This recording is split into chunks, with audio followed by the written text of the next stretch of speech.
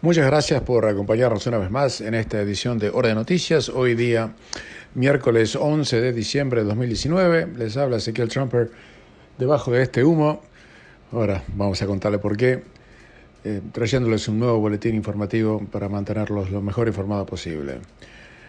Como siempre, les recordamos que estamos en el 87.8 FM, frecuencia modulada abierta para toda la ciudad de Sydney, y que también nos pueden escuchar descargando la aplicación de Radio Austral, que es gratuita en cualquier teléfono celular de cualquier marca, diseño o sistema operativo. Hay que hacerlo una vez y para siempre. Tienen Radio Austral en la palma de su mano hasta el resto de sus días. Un perfecto sonido estéreo digital en todos lados, no solamente de Sydney, Australia, sino del planeta. También pueden escuchar este programa de Hora de Noticias a través de nuestro canal de YouTube, al cual pueden acceder en nuestra página de Facebook, Ezequiel Trumper, así se llama la mía. Por supuesto, la página de Facebook de Radio Austral, Austral la Primera, y también entrando a la página de internet de Radio Austral, radioaustral.com.au, va a haber un cartel grande que dice Hora de Noticias, y van a encontrar el mismo cartel en mi propia página de internet, ezequieltrumper.com.au. Así, mi apellido se pronuncia Trumper, pero se escribe Trumper, así es fonéticamente en español. Sí, estoy con la garganta tomada, como muchísimos de ustedes están, porque estamos viviendo en condiciones de contaminación extraordinarias. El día de ayer nunca habíamos visto algo parecido. Toda la ciudad cubierta en un manto de humo, no de niebla, de humo. No se veía más de 200, 300 metros. Las condiciones eran espantosas. Espero que mejoren un poquito hoy. Y el aire está contaminado 12 veces o 12 niveles más arriba que el nivel mínimo que considera para que esté contaminado. Y en algunas áreas es peor todavía. El Ministerio de Salud de New South Wales ha advertido que usar máscaras, no, ellos lo pusieron elegantemente, yo lo voy a decir bien en criollo, no sirve para nada, porque la calidad del aire es terrible. Todo por los incendios en la periferia de la ciudad, en las zonas rurales, que el viento los lleva hacia las zonas urbanas. Y según el Departamento de New South Wales de Salud, Sydney está experimentando una de las peores condiciones en cuanto a calidad de aire que hemos tenido en toda nuestra historia. Y el día de ayer, el humo en Sydney era extremadamente malo, y le pedían a toda la gente, y le pedimos todavía a toda la gente, que se lo tome muy en serio. Discúlpeme, pero yo también estoy afectado. Se le ha dado una advertencia a todos los residentes de Sydney que usen algún tipo de máscara para protegerse del humo, pero que las máscaras en realidad no sirven demasiado. Pero para que tengan efecto hay que colocarlas, tienen que ser máscaras especiales, las P2, la N95, no me pregunten exactamente qué son porque no lo sé, y hay que llevarlas de una manera, usarlas de una manera muy ajustada para que tengan algún efecto práctico, lo que muy pocos de nosotros podemos hacer. Entonces, mientras la evidencia es que pueden ser efectivas, en realidad en la práctica no lo son. La peor calidad del aire fue registrada en la zona de Rossell, donde la calidad era del 2.2552. Generalmente el rating de Rossell es de 700, eso se lo digo para que entiendan lo que estamos hablando. Una región que tiene por arriba de 200 es considerada peligrosa. Y en el día de ayer Camden tenía más de 1000, Liverpool tenía más de 1000, Richmond 780, Rossell 776, Randwick 776, y en un momento dado Rossell llegó a 2500. Estas mediciones tan pesimistas y tan negativas se deben a la pobre visibilidad y porque los niveles de partículas contaminadas están invadiendo todas las zonas de la ciudad. Ayer tuvieron que cancelarse los ferries que van por la bahía de Sydney hasta que baje el nivel de humo. Los ómnibus tuvieron que reemplazar a los ferries que iban desde Sydney aquí a Manly, pero en otras zonas no ha habido ningún reemplazo, bueno, no hay ómnibus. Y el departamento de bomberos, que se llama Rural Fire Service, que tiene sus headquarters en Homebush, tuvo que ser evacuado porque las alarmas que detectan el humo estaban encendidas constantemente dentro del edificio. Usted sabe que todos los departamentos y casas tienen detectores de humo, bueno, ellos también, y se estaban todo el tiempo prendidas porque el humo era tal que llegaba de afuera que no lo podían apagar. Y estamos viviendo condiciones excepcionales. Debo decir que también que el Departamento de Salud recomendó el día de ayer a todas las personas que se queden dentro de las casas entre las 11 de la mañana y las 4 de la tarde, y si siguen las condiciones así hoy, hagan lo mismo. Trate de salir lo menos posible. Le voy a ser sincero, para mí lo personal es una tortura, porque uno de mis pasatiempos es ir a hacer caminatas rigurosas por lo menos 1 o 2 horas por día, y no lo puedo hacer, estoy camino por las paredes. Me imagino que muchos de ustedes les pasará lo mismo. Y incluso muchas oficinas han tenido que ser evacuadas porque el aire estaba contaminado. Las peores condiciones están en la zona de las Northern Beaches y también en la zona de Western Sydney. Y el Departamento de Meteorología dijo que estimaban que esto iba a mejorar por los vientos, iban a empezar a soplar una dirección que nos iba a ser un poco más beneficiosa.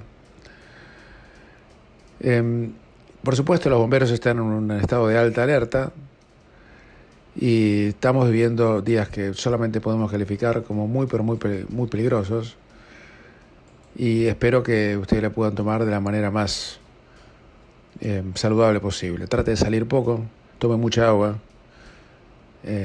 y cuando yo fui al médico, le digo, para que me dolía la garganta, justo tengo un servicio médico enfrente de mi domicilio, y me dijeron que estaban llenos de pacientes en la misma situación que yo, que no me preocupara, etcétera, etcétera. Pero si usted se siente mal, mejor consultar a un médico que pensar que se le va a pasar, que es lo que yo hice en este caso. El médico casi no me prestó atención, pero yo le dije igual, quiero que me saque una muestra de mi garganta para mandar a un laboratorio para ver si hay alguna infección, y se lo exigí prácticamente. Les soy sincero, ustedes muchas veces los médicos dicen, no, va todo bien, a veces hay que pedirlo. Así que vamos a ver hasta cuánto esto dura.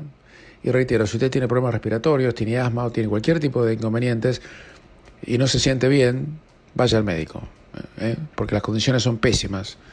Y si se siente mal, no es psicosomático, no es que usted se inventó algo, es que las condiciones son terribles. Lo que me ha indignado son algunos comentarios que leo en las redes sociales, en las páginas de comentarios de los periódicos, donde culpan al gobierno por esto. El gobierno tiene tanta culpa por esto como yo, o como usted. Esto no tiene nada que ver con el cambio climático. Y póngale que tuviera que ver con el cambio climático. ¿Qué puede hacer el gobierno? Si Australia no controla las emisiones contaminantes del mundo, Australia no somos nada. No somos nadie. Solamente el 1%. Todo el resto viene de otros países. Con que Scott Morrison él mismo salga a apagar los bomberos con su esposa y la familia, también lo culparían, porque no podemos hacer nada. Y en realidad, ustedes lo saben, si usted vivió muchos años en este país, como sé que muchos de ustedes lo han hecho, y han tenido la suerte de hacerlo, pues esto va a pasar. Que los incendios en Australia vienen de tiempos inmemoriales, y el gobierno poco y nada puede hacer. Es más, si hay algo que el gobierno puede llegar a ser responsable, es no haber quemado más zonas potencialmente combustibles en las zonas rurales, cuando los servicios de seguridad se lo pedían, y no lo hicieron por presión de los ambientalistas que decían que no había que quemar árboles, etcétera. Pero eso puede tener alguna responsabilidad. También otros incendios fueron hechos a propósito. Los incendiaron degenerados o estúpidos, hicieron incendios deliberados. Pero el cambio climático no. Y el gobierno no tiene la culpa de esto, ningún gobierno. Hacemos una pequeña pausa y continuamos. Todo el mundo, y no solamente en Australia, están cubriendo el increíble, extraordinario e inesperado situación que hemos tenido en la isla de White Island, en una pequeña isla cerca de la costa de la isla norte de Nueva Zelanda. Ustedes ya habrán escuchado que un volcán eruptó repentinamente, sin ningún tipo de aviso, Nadie lo esperaba. Y en este momento tenemos ya 13 personas que aparentemente están confirmadas muertas. Hay muchísimos australianos que están en esa situación. Había 24 australianos en la isla de White Island ayer. 13 están en el hospital, 11 están desaparecidos. 3 de los 5 muertos confirmados ya son australianos. Y los que están desaparecidos, la chance que tienen de que sean encontrados con vida son remotas, por decir lo más optimista que uno puede informarles. Había 47 personas en la isla al momento de la erupción. 31 personas están siendo tratadas en 7 hospitales distintos, muchos presentando quemaduras de hasta 30% de todo el cuerpo. Y el primer ministro Scott Morrison en el día de ayer dijo que estaban esperando que lo peor para anunciarlo en el futuro, porque esperan que I fear there's worse to come. Dice que es peor lo que están esperando de lo que se ha anunciado hasta ahora. De las 47 personas que han sido heridas, 27 han sufrido quemaduras de más del 30% del cuerpo. 24 personas están en unidades para gente que sufrió quemaduras, unidades de quemados. Y el vocero del Ministerio de Salud, Pete Watson, dijo que es posible que no todas estas personas puedan sobrevivir, porque solamente muy pocas de estas no están en una situación crítica. Y es que es importante no subestimar la gravedad de las heridas que han sufrido y el tiempo que lleva para una persona que sufrió quemaduras de esta intensidad necesitará para recuperarse, si es que se recuperan. Y el volumen de trabajo que están en este momento enfrentando uno de estos hospitales para quemados en un día es típicamente lo que ven en un año entero. ¿Qué pasó? Había mucha gente que estaba visitando esta isla, donde hay volcanes, y estaban incluso en la zona del cráter. Y de repente a las 2:10 de la tarde, hora de Nueva Zelanda, que eran las 12:10 del mediodía aquí en Australia, hizo erupción, eyectando lava hasta a centenares de kilómetros, si no miles de kilómetros en la atmósfera. Y usted sabe que la lava es como barro hirviente. Y si lo toca, lo quema de inmediato. Casi le diría que lo desintegra. Tuve oportunidad de visitar varios volcanes en mi vida. Algunos estaban en actividad, pero por supuesto de una distancia prudencial. Especialmente una vez lo hice en la isla de Kona, en Hawái. Y estuve cerca de la lava. El calor, aún estando cerca, es insoportable. Y uno no quiere ni imaginarse si esa lava le cae encima del cuerpo. Debe ser una cosa horrorosa. También había un helicóptero volando por allí que fue afectado. Y bueno, me parece perfecto que en este caso la primera ministra de Nueva Zelanda, Jacinda Ardern, haya hecho una locución al Parlamento, haya explicado lo que está pasando. Pero la realidad es que hay mucha gente que no se puede hoy en día ubicar y que se cree que no hay nadie que haya sobrevivido quien estaba en la isla, una pequeña isla además. Yo no la conozco, nunca estuve en ese lugar, a pesar de haber vivido en Nueva Zelanda durante tantos años, nunca me acerqué. Pero les soy sincero, eso es inimaginable, porque es como un terremoto. Los terremotos son impredecibles. Lo único, esperemos que de todo esto no le echen la culpa al cambio climático, ¿me entiende? Casi se lo digo en broma, que no estamos para bromas hoy. Porque los terremotos y el cambio climático y una erupción de un volcán es como si fuera un terremoto, no se pueden predecir por más toda la tecnología, todos los iPhones que tenemos, todas las computadoras. Todavía no podemos predecir nada de lo que pasa geológicamente en nuestra Tierra. Así que el panorama es negrísimo. Ya hay 5 australianos confirmados, algunos diarios están dando que hay 13 muertos. Va a haber una investigación criminal, claramente, yo le diría con todo respeto, ¿no? Tratar de encontrar una investigación criminal como la policía de Nueva Zelanda está iniciando acerca de por qué 47 personas estaban en la isla de White Island cuando el volcán hizo erupción. No sé, quizás si quieren hacerla, la hagan, pero ¿quién le puede echar la culpa? O sea, nadie quiso estar allí cuando iba cuando iba a hacer erupción el volcán. Hay 24 australianos, ya le dije, 2 de Reino Unido, 4 alemanes, 5 neozelandeses, 2 chinos, 1 malasio y 9 personas de los Estados Unidos. Esperemos que no haya más víctimas, pero algunos dicen que esto se parece a Chernóbil por cómo está todo cubierto de lava, aunque no, obviamente no hay radioactividad, está todo cubierto de ash, ¿no? de cenizas. Y que cuando eruptó el volcán mandó una pluma de cenizas y humo que alcanzó los casi 4.000 metros de altura.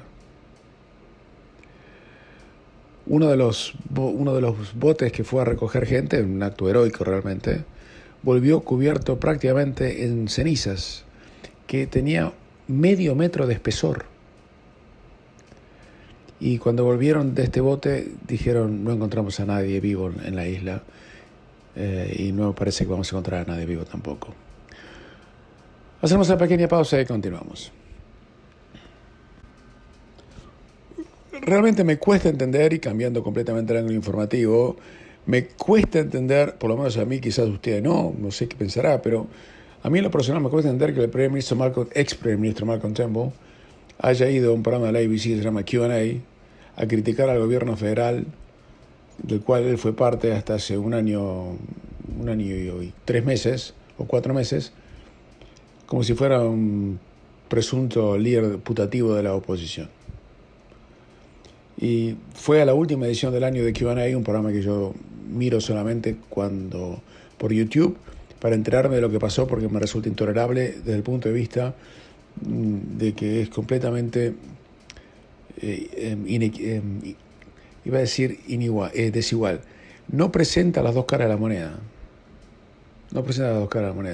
Aquí mal o bien tratamos, a veces no podemos, pero le contamos con las caras de la moneda. Pero Q&A es un programa que tiene toda gente que ellos se autotitulan progresistas, aunque para mí no lo son, pero no importa.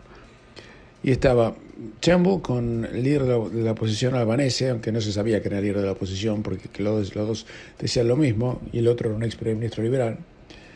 Y había, por supuesto, alguien del Comité Nacional Aborigen, y toda gente que pensaba igual. Era casi un coro griego. Y Turnbull dijo que el cambio climático no era la causa de los incendios forestales, pero era parte del acertijo, parte del rompecabezas. Estamos viendo incendios más y más calientes, dijo. Yo no sé, ¿los habrá ido a medir? No entiendo. Y que son la consecuencia de un clima cada vez más seco y más caluroso. Entonces uno tiene incendios cada vez más calurosos y difíciles. Dijo Turnbull, el desafío ha cambiado y no podemos seguir respondiendo de la misma manera que hemos respondido en el pasado, sin dar ninguna evidencia acerca de por qué dice esto, ¿no?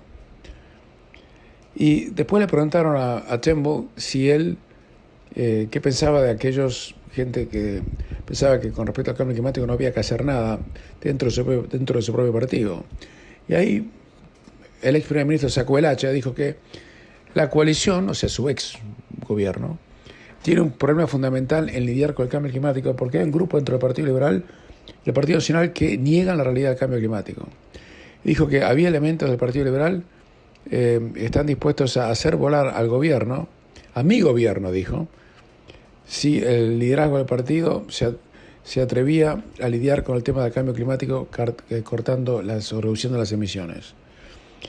Turnbull también mantuvo que el primer ministro Scott Morrison y el tesorero Josh Frydenberg siempre habían estado sólidos en su apoyo de la política que él quería llevar a cabo y que le costó el puesto de primer ministro, que era la política de la garantía de energía nacional. Ellos saben que la política sobre el cambio climático era la política del gobierno, pero fueron extorsionados por otro grupo de deniers, de negadores dentro del partido. A mí me irrita mucho que use la palabra deniers. La palabra deniers se usa para aquellos que negaban la existencia o que había ocurrido el holocausto nazi. Entonces, poner al mismo nivel a alguien que duda acerca de la ciencia supuesta del cambio climático con negar el holocausto es ofensivo, porque no estamos discutiendo la misma cosa. Después el panel, que es por supuesto todo de la ABC, tiene un solo ojo, criticó a Albanese porque Albanese dijo que no va a prohibir, menos mal, ¿no? Su partido no va a apoyar la prohibición de las exportaciones de carbón al resto del mundo. Imagínense si Australia deja de exportar carbón, no sé quién le va a pagar a ustedes los beneficios de Centrelink, porque plata no va a haber acá. Ni crédito no lo van a dar tampoco, son una de nuestras principales exportaciones. Es como tirarnos un tiro en el pie. Y lo atacaron por eso, Albanese, por decir una cosa así. La reflexión que a mí me queda de todo esto es la siguiente. Si Turnbull está tan disgustado con el Partido Liberal, ¿por qué no renuncia? Si él hizo campaña contra el Partido Liberal en la última elección y hacía fuerza, y aparentemente algunos dicen, yo no sé si es cierto, y no estamos diciendo que lo es, que puso plata para financiar la campaña de candidatos que se oponían al Partido Liberal, ¿por qué no se va del partido? Y la tercera pregunta que me hago es, ¿por qué el Partido Liberal no lo echó todavía? Porque un partido que tiene en sus filas a alguien que financia, o no sé si financió, no lo puedo decir, no lo puedo aseverar, pero que hizo fuerza apoyando a candidatos contra el propio partido, tiene que ser expulsado del partido inmediatamente. Trate usted en su propio trabajo de tratar de favorecer a un competidor de su empleador y después me cuenta cuánto dura. Bueno, esto es analógicamente es lo mismo. Y sin embargo la pasividad del Partido Liberal, no echando a Turnbull del partido por aparente, o yo le diría, en mi opinión, obvia deslealtad política, me parece inexplicable. Pero bueno, cada uno tendrá su propia opinión. Yo pienso así, usted seguramente pensará que a lo mejor Turnbull tiene razón y que el cambio climático es provocado porque nosotros no apagamos la estufa o porque se debe a que Australia programa es auspiciado por mi estudio jurídico. Contamina más de lo que debería. Si quieren hacer está comprobado que legal, llámame, por los favor, hechos, la evidencia científica demuestra que en Australia dejara de existir y no contamináramos ni un ápice porque nos hundimos bajo el mar. Consulta legal que desee realizar, nivel de la temperatura global sería exactamente el mismo. Necesita hacer en materia de poderes. Hacemos una pequeña pausa y continuamos en Hora de Noticias. Muchas gracias. Se la voy a hacer bien breve. Esto es una tragedia. El nivel de precios de las casas en Sydney y en Melbourne en el trimestre que terminó el 30 de septiembre subió un 3.6% de promedio y es el mayor aumento del precio de las casas en los últimos casi 3 años. Y esto ha sido claramente facilitado por la baja de tasa de interés que tuvo lugar en junio y julio de este año y que después continuó en un mes subsiguiente más. Esto, reitero, es una tragedia, en mi opinión. Yo soy propietario de casa, a mí me conviene. Pero yo no estoy pensando en mi bolsillo cuando estamos detrás de este micrófono. Estamos pensando en el suyo, estamos pensando en el interés nacional, estoy pensando en mis hijos, de cómo van a hacer para comprarse una casa, o si se van a tener que ir del país porque acá no van a poder nunca comprarse una. Y quizás eso tenga que ver con una... Para mí no, pero el gobierno dice que esto puede tener que ver con una garantía que el gobierno ha dado para aquellos que sacan un crédito y que no tienen que pagar seguro al banco en el caso de default, porque el gobierno va a darle esa garantía a los 10 primeros, a los 10.000 primeros propietarios por primera vez con apenas un 5% de depósito para comprar una casa. Usted fíjese además la tragedia de todo esto es que el repunte muy significativo del valor de las casas es en contraste con el resto de la economía, que no crece con salarios aplastados, con una muy bajo nivel de consumo y con una confianza económica aplanada. Y después quien maneja la Autoridad Monetaria de Australia, que es el Reserve Bank, el famoso Philip Lowe, dijo que la sorpresa de esta semana ha sido el bajo nivel de consumo de los hogares. Yo no entiendo cómo puede estar sorprendido este señor, pero yo lo considero, con todo respeto, hasta ahí nomás, el peor jefe del Banco Central que hemos tenido en años, que yo recuerdo. Porque está haciendo, en mi opinión, todo mal. Y todo lo que ha hecho con su política monetaria es hacer que los pensionados no puedan tener un buen retorno de su dinero en los bancos, está empujando a la gente a que tome más riesgo para recibir algún tipo de beneficio económico a través de intereses o pagos de dividendos, y ha hecho que suba el precio de las casas cuando nadie se lo pedía, haciendo que las casas estén aún más inalcanzables para un australiano medio. Yo no tengo nada en contra de él, no lo conozco, estoy simplemente señalando, poniendo sobre la mesa los efectos prácticos de la política que el Banco Central ha llevado este año y que cada vez genera más críticas en muchos sectores de quienes siguen la economía con un mínimo nivel de interés y de sapiencia. Hacemos una pequeña pausa y continuamos. Estamos en un día de tragedia y una tragedia que afecta a Chile. No estamos hablando ahora de los desmanes y el desorden público generalizado de ese país, por razones políticas que no vamos a comentar en el día de la fecha, otro día sí. Un avión militar con 38 personas a bordo perdió comunicación radial tras salir de la ciudad de Punta Arenas, que como ustedes saben está en el extremo austral de Chile. Estaban yendo a una base en la Antártida. Despegó a las casi 5 de la tarde, hora chilena, de la base aérea Chabunco de Punta Arenas y perdió contacto radial 1 hora y 14 minutos después. A bordo del avión, que era un C-130 Hércules, viajaban 38 personas, de las cuales 17 son tripulantes de la aeronave y 21 son pasajeros. Las Fuerzas Armadas chilenas declararon que están en estado de alerta por la pérdida de las comunicaciones y ya se activó un operativo de rescate con aeronaves y búsqueda de la Marina chilena. En un comunicado posterior se agregó que pasadas 7 horas después de que se perdiera el contacto radial, la aeronave ha sido declarada siniestrada. Además agregó que continúa la labor de búsqueda a fin de rescatar a posibles supervivientes. Pero entre usted y yo no hace falta ser muy inteligente para darse cuenta que si un avión se cae en las aguas cerca del Polo Sur, sus chances de sobrevivir son menos que mínimas, ¿verdad?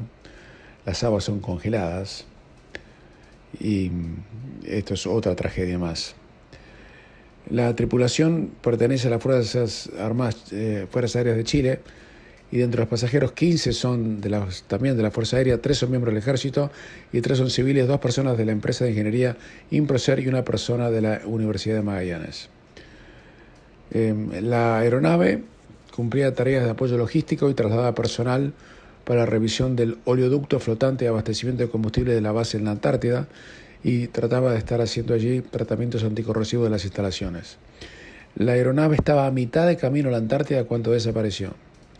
El presidente de Chile, Sebastián Piñera, se dijo consternado por la situación y viajó a Punta Arenas junto con el ministro del Interior de Chile, Gonzalo Blumel, para seguir junto al titular de Defensa, Alberto Espino, la tarea de búsqueda y rescate.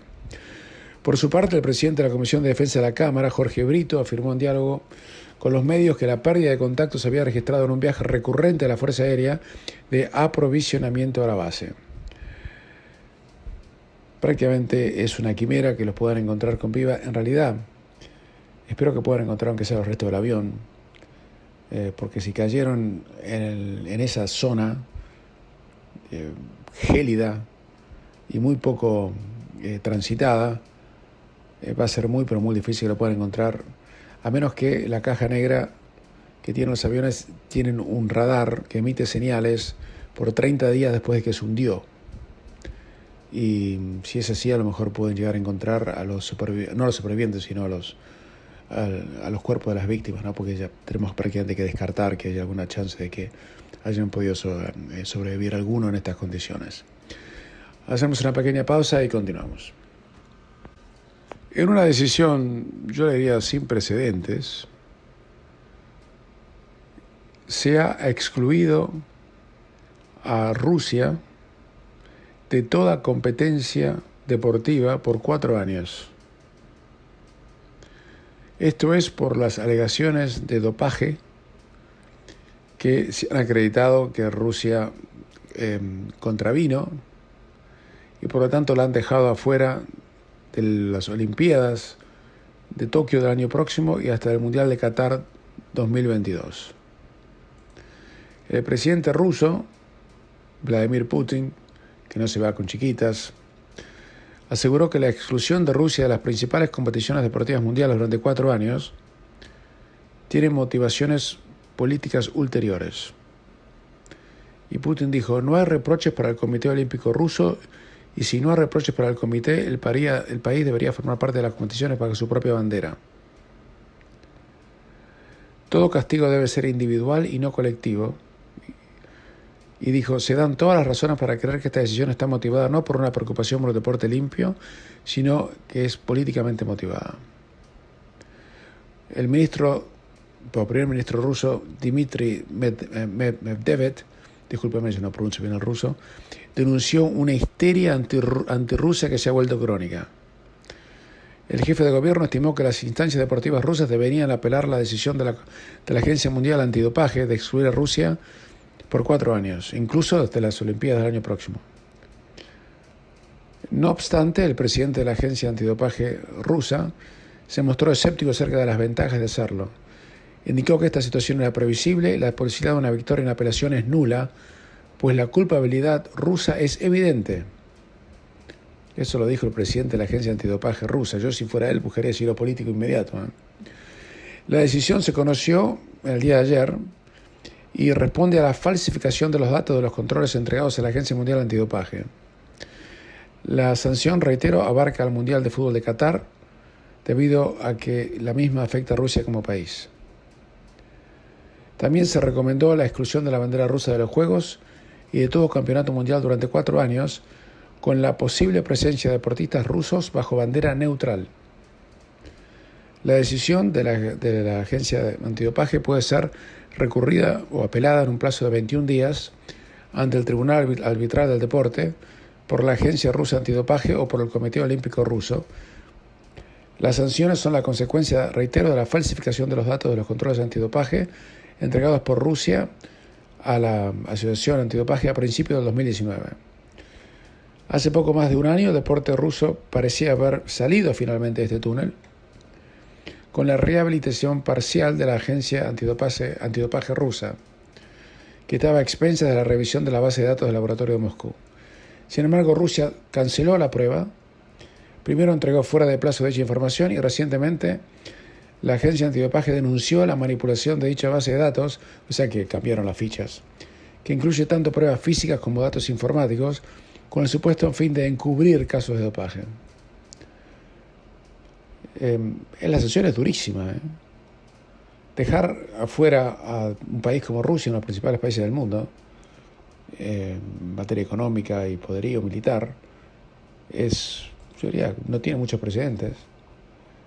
Y yo creo que va a ser apelada y obviamente va a correr mucha influencia, porque esto significa mucho dinero también.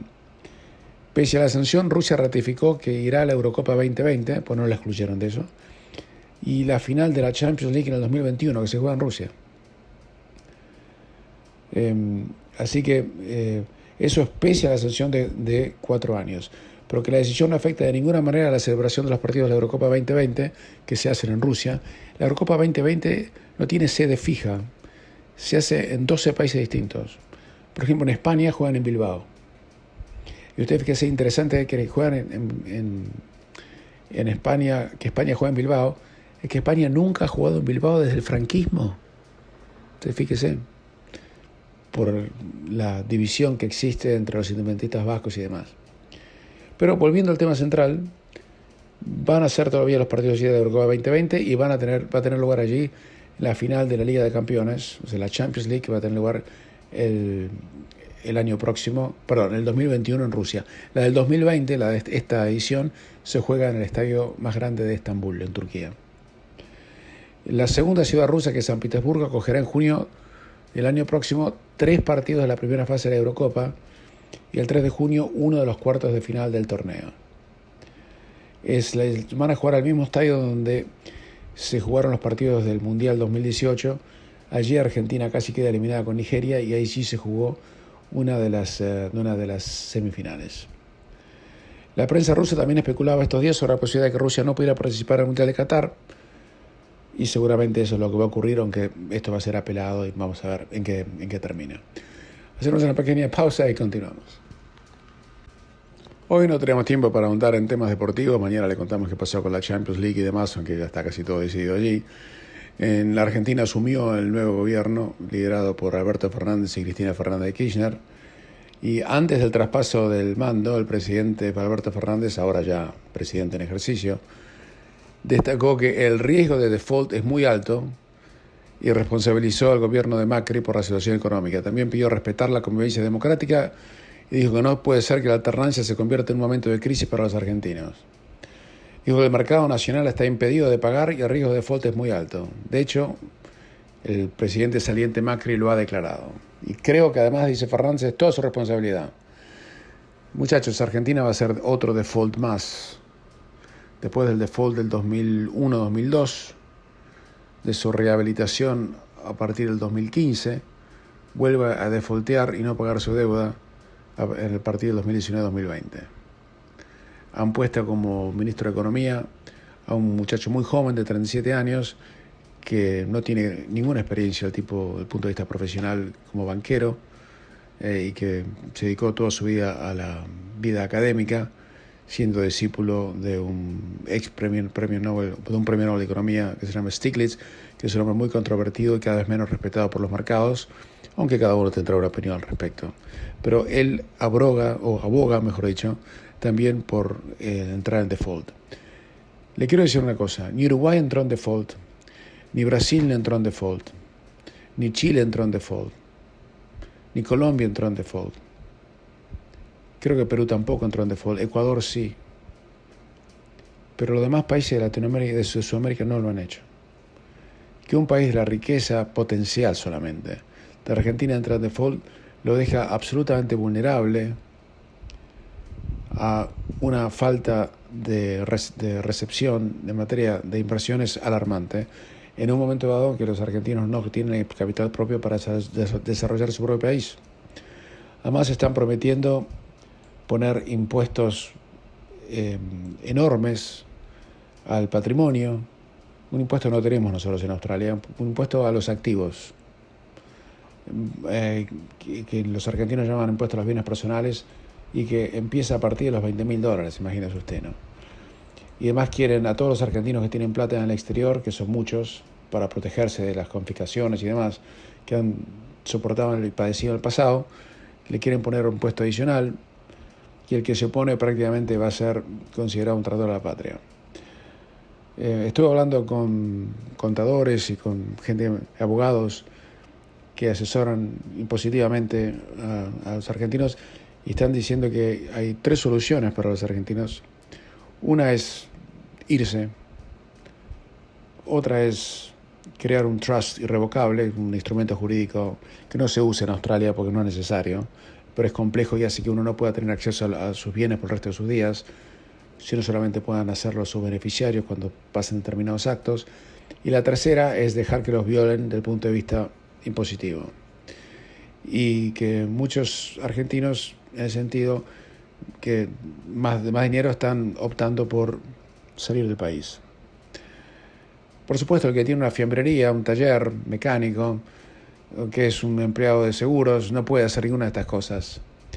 Y a ellos me quería referir, diciéndoles que van a tener que vivir momentos muy duros, quizás más duros de lo que vivieron bajo la administración Macri, que fue pésima, y a quien uno tiene que responsabilizar por el desastre que dejó y por el regreso de quienes tuvieron que dejar el poder en el 2015 porque habían hecho muy malas cosas y ahora vuelven, porque el gobierno argentino los perdonó porque los que vinieron después eran peores. A todos esos que están allí, desde este micrófono de Radio Austral, les mando un abrazo fraternal y les deseo la mejor de las suertes, porque la van a necesitar. Y ahora sí nos vamos despidiendo. Les habló Ezequiel Trumper, será hasta mañana.